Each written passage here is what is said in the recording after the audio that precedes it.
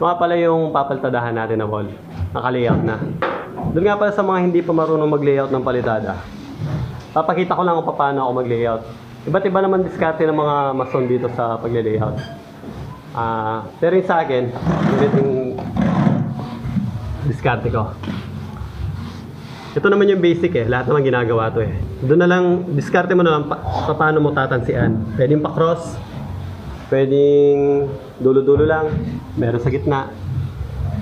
Bali, maglalagay ka muna ng pako sa taas yan, concrete nail. Tapos, huhulugan mo. Ito yung tansi ng hulog. Bali, yung hulog natin sa baba. Ito. Huhulugan mo yan. Tapos, doon sa tapat ng hulog mo, lalagay ka rin ng pako. May pako na doon. Tapos, ilagay mo na itong tansi na ito. Itong nylon string. Nakalagay na yan. Nakalagay na itong hulog mo. Tansi ng hulog mo. Yan na yung gagamitin mo reference niyan. Gagamitin mo na itong metros. Mula dito sa tansi ng hulog mo, saka dito sa tansi ng layout mo kung gaano kakapal. Halimbawa, kumuha ka dyan ng media o 1 cm, 2 cm. Susukatin mo dito yan. Dapat parehas sila. Halimbawa dito, kung makikita nyo. Ayan, 3 cm siya dyan. 3 cm. Ito yung reference natin, yung hulog. Pupunta tayo sa baba niyan. Susukatin din natin dito.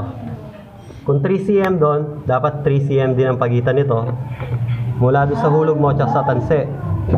Ayan 3 cm siya.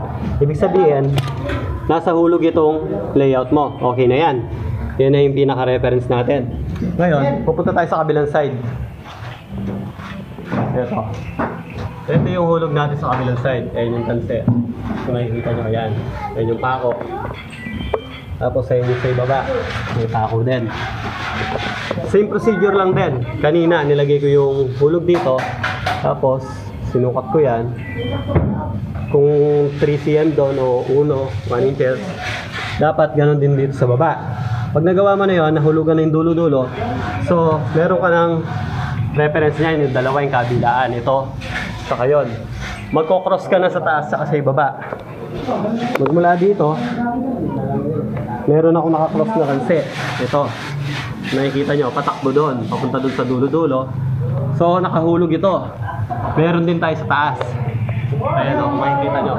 Nakakonekta yan doon sa dulo-dulo. Nakahulog yan. Pagkatapos, ako pag nagle-layout ako, dulo-dulo lang. Tapos isa sa gitna. Dahil meron na tayo dito na reference natin, itong nakatawid natin dito na horizontal line doon. Lalagyan lang natin ng pako dito. Tapos, itatapat lang natin siya dito. Dito, para parehas sila nakapal. Ganon din sa ibaba. So, meron na tayong tatlong vertical. Isa, dalawa, tatlo, tapos dalawang naka-horizontal ito sa taas, isa sa baba. Yan. Ganyan ako mag-layout. Yung iba, ginagawa nilang pa-X, pwede naman. Pa-X na ganon. Yun, naka-pa-X yung doon yung isa. Yung iba ganon. Pero ako ganito kasi magmula dito, tsaka doon sa dulo, pwede mo na siyang dito mo siya pwedeng build upan ng halo. Tapos babarahin mo to. Para pag dinikit mo yung bara mo dito tsaka doon sa dulo, sakto yung haba. Meron ka ng guide. Meron ka ng guide pagka binabara mo siya. Okay, so yung pagpapaltada naman ang i-demo natin. So, magpapahid na tayo. Basahin niyo muna ng tubig. Para hindi agad matuyo yung yung halo. Kahit saan naman kayo mag-umpisa, pwede.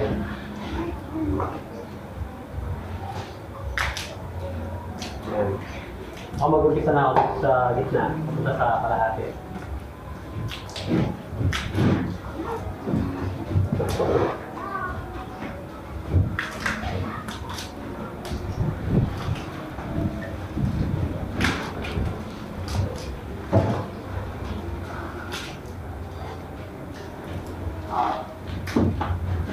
Ito nga pala yung biga, tinitikan ko muna siya ng medyo mas matapang na halo. Para maganda yung kapit dito. Okay.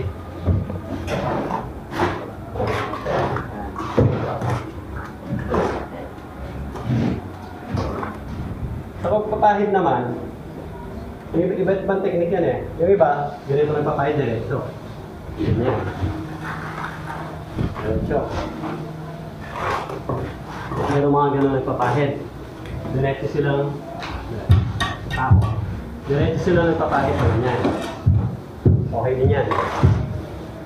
Ako naman, dito ako magpahid. Paslan, pag gano'n. Sandal nyo lang itong rodel ng kahoy, medyo nakaslant din. Parang hulog lahat doon. Tapos, ito, i-assist nyo lang sa likod. Para sa mga nahuhulog. Tapos sabay yung pahid. Slide ko na. Pari ganito siya. Halos ka na nahulog. Diba? Isa pa. Naka-layer siya, bali naka-layer. Halos nakita nyo, halos walang hulog. Kung sobra, ikot nyo lang. Yan. Yan yung magpahid. Pa-slide, pa-slant ng gano'n. Naka-slant din ito. Parang hulog, walang hulog dyan. Pag ganito kasi yung tendency, may natatapon nyo, may natatapon dito. Pero pag nakaganyan, naka-slide. Tapos naka-slide din ng pahid. Parang layer-layer siya na din. Layer-layer siya pa ganyan. Ang hulog niya lang lahat dito. Tapos ito, meron pang masyara. Mas less dun sa nahuhulog. Mas maganda siya. Tuloy-tuloy lang yung pag-ano pa-slide.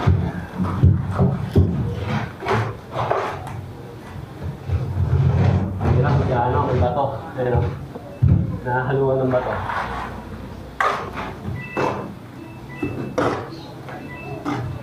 Pwede ganun lang.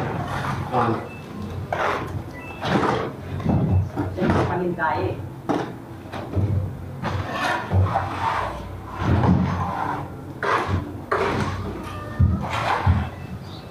Sinusundan nyo lang yung tanse. Kung anong kapal yan. Ito medyo makapal kasi. Yung wall doon medyo nakahiga. Existing wall na to. Dati ng wall. Dinaya ko na nga ng konti yan eh. Para lang medyo makapal siya kasi ulo dito. Pero sa kabila manipis lang. Okay na yan, mahabol. Basta itong guide natin, yung pinakahalo natin, o yung cement natin, yung mixture natin, hindi siya makukuha didikit dito. May allowance siya dito siyempre, kahit 116 na or 1.8. Basta naglalaro siya. Hindi pwede sayad dito kasi pag sayad siya, mawawala ka sa ayos. Hindi mo napapansin ang mga ito. Dapat lagi siya may allowance, lagi siya naglalaro naman. Ako ang ginagawa ko, bibuild upan ko to. Una ko itong bibuild upan. Pangalawa ito. Pangalawa itong sa dulo. Tapos meron akong bara, hidikit ko dyan. Pag nabara ko na, tapos nabara ko na, hidikit ko dyan. Babarahin ko ng pa ganyan. Nakasandal na siya doon sa dalawang pantay na magkabilaan. Kaya susunod na lahat ito. Yun lang. Tuloy-tuloy lang pahiran yan. Tapos ito, unahing pantayin.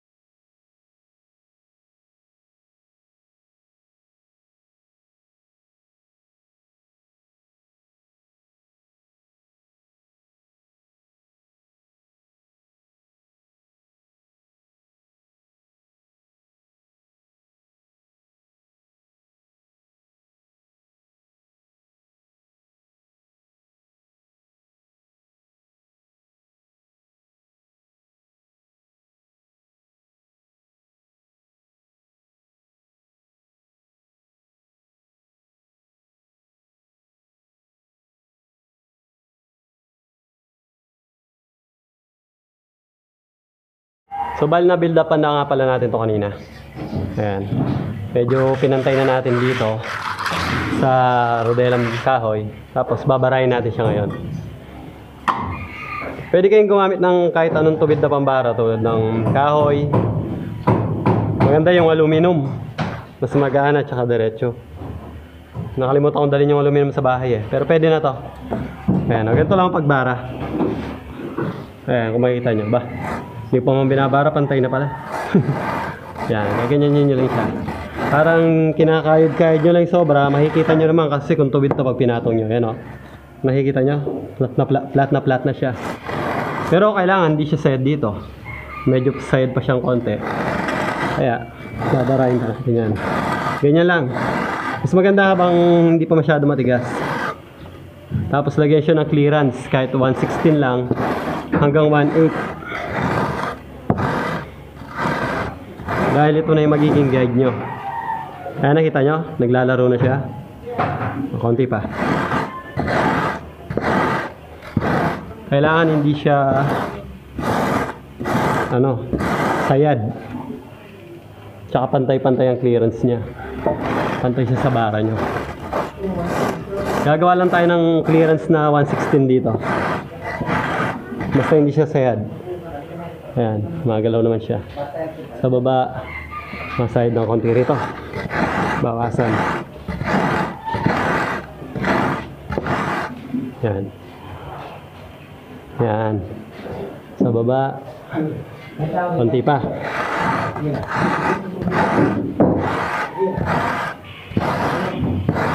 Yan, ganyan lang.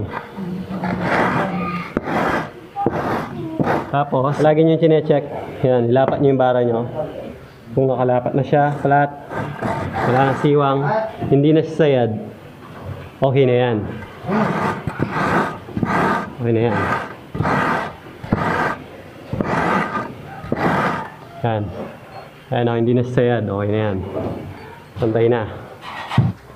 Tapos, pantay ng konti. Gusto natin ng tubig. Yan. Ganyan lang. Para mas mapantay.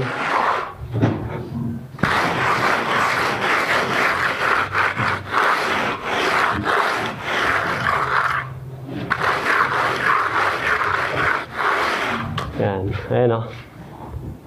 Nakita nyo? Hindi siya sayad. Pantay na siya. Ganon din gagawin natin sa kabila. Tapos, pag napantay natin yung kabila, gagamit tayo ng ganito, mahabang pambara. Ipapatong natin dito, ipapatong natin doon sa kabilang guide. Tapos ito, pag napahira na to, mababara na natin. Meron na tayong pinaka-guide. So, pag binara natin lahat ng ekseso, yung sobrang halo, mahuhulog na yan. Tapos, bubulihin ng rodelang kahoy para kuminis. Bali, gano'n lang yung basic niya. Yung basic niyan.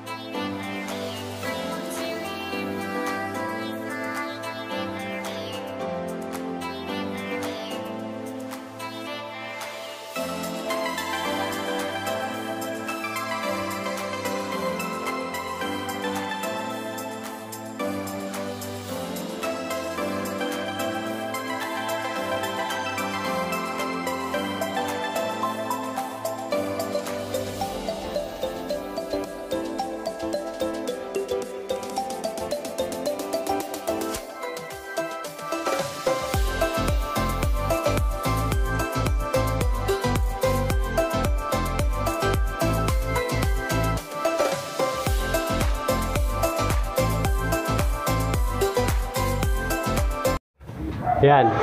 Bali, natapos na natin itong isang part na to, itong sa mukha. Yan. Nabara na natin, tapos dinagdagan yung mga malalalim. Tapos sinagod ng rodelang kahoy, honorable float. Tapos pinadaanan na rin natin to ng ano, binuli na rin natin to ng rodelang bakal. Para hindi sobrang rough, hindi sobrang gaspang. Para hindi magastos sa skim coat. Ayan siya. Ayan. Dito naman, sa kabila. So ayan, natapos na natin. Bali, ayan. Ayan yung tsura niya. Ayan. Wrap pa lang yan. Ayan. Ayan. Dinaanan lang ng ano yan, ng rodelang bakal para hindi masyadong wrap. Ayan o. Makinis din siya. Para tipid sa skim coat. Skim coat pa kasi itong mga wall na to eh. Bali, ganun lang ang ano, ang basic ng pagpapalitada ng wall. Pasensya na medyo madilim kasi katatapos lang ng ulan dito, medyo makulimlim. At wala pang ilaw banda rito. Sana nakatulong itong video na to sa mga nag-aaral pa lang na ano, plastering. At yung tansi natin nandito pa. Ayan. Hindi yan sayad. Ayan. Okay. Salamat sa panonood. Hanggang dito lang muna yung video natin.